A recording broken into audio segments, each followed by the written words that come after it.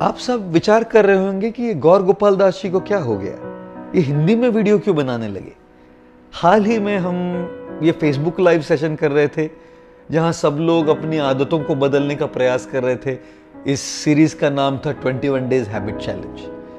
तो कई जो श्रावक थे, श्रोता थे, उन्होंने सुझाव दिया कि आप हिंदी में भी बोलना शुरू कीजिए। और हमारा विचार था कि हमारे सारे भारतीय बंधुओं को और सारे भारतीय बहनों को हमको हिंदी में ये संदेश सुनाना है।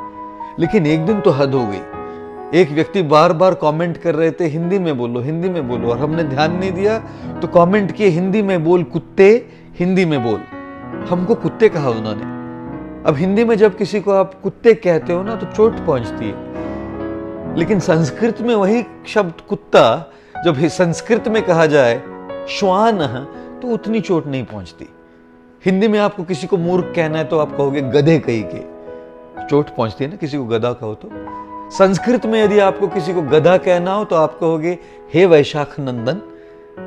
अब जिसने भी ये वीडियो देखा है उसको आप वैशाख नंदन नहीं कहिएगा, वो समझ जाएगा आप उसको गधा कह रहे हैं। संस्कृत भाषा ऐसी है, ये सुसंस्कृत लोगों की भाषा है और इसीलिए इसमें कठोर से कठोर वचन जो होते हैं उसका प्रभाव भी मृदु हो जाता है, सॉफ्ट बन जाता है। अब यदि संस्कृत भाषा में आप किसी आधुनिक उपकरण, आधुनिक वस्तु, आधुनिक व्यंजनों को नाम देने का प्रयत्न करें तो कैसे सुनाई देगा। यदि आपको संस्कृत में आइसक्रीम कहना है तो आप कैसे कहोगे, दुग्ध शर्करा युक्त हीम घनगोल गट्टू। अब कुछ लोग होते हैं, उनका यह विश्वास होता है कि जीवन दुग्ध शर्करा युक्त हीम घनगोल गट्टू आइसक्रीम के समान होना चाहिए। उनके जीवन की फिलॉसफी, उनके जीवन का सिद्धांत है कि जीवन एक आइसक्रीम के समान है। पिघलने से पहले मौज कर लो, पिघलने से पहले मजा कर लो। ये लोग स्वार्थ का जीवन जीते हैं, बस मैं और मेरा।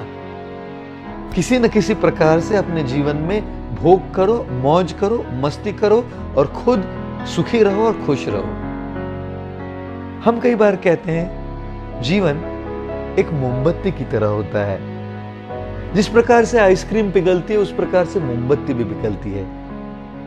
और मोमबत्ती के पीछे का सिद्धांत है पिघलने से पहले दूसरों के जीवन में प्रकाश लाओ। आइसक्रीम भी पिघलती है, मोमबत्ती भी पिघलती है, लेकिन मोमबत्ती पिघलते पिघलते दूसरों के जीवन में प्रकाश लाती है, दूसरों के जीवन का कल्याण करती है। और इसीलिए हमारे जीवन की यात्रा आइसक्रीम से मोमबत्ती तक की यात्रा है। इस संसार में कई मोमबत्तियां हुई है जिन्होंने निस्वार्थ भावना से दूसरों की सेवा की है, जिन्होंने अपनी मौज, अपनी मस्ती, अपना सुख इसका विचार ही नहीं किया है। हम में से कई लोग हैं जो ये मोमबत्ती नहीं बन सकते, किंतु क्योंकि हम मोमबत्ती नहीं बन सकते इसलिए हमको आइसक्रीम नहीं रहना चाहिए। आइसक्रीम से धीरे धीरे मोमबत्ती की ओर प्रगति करनी चाहिए। निश्चित रूप से जब हम दूसरों की सहायता करते हैं, दूसरों के जीवन में प्रकाश लाने का प्रयत्न करते हैं, दूसरों की सेवा करते हैं, दूसरों के जीवन में कुछ योगदान देते हैं, इस सेवा से, इस सहायता से, इस योगदान से हमारे हृदय को, हमारी आत्मा को संतोष प्राप्त होता है।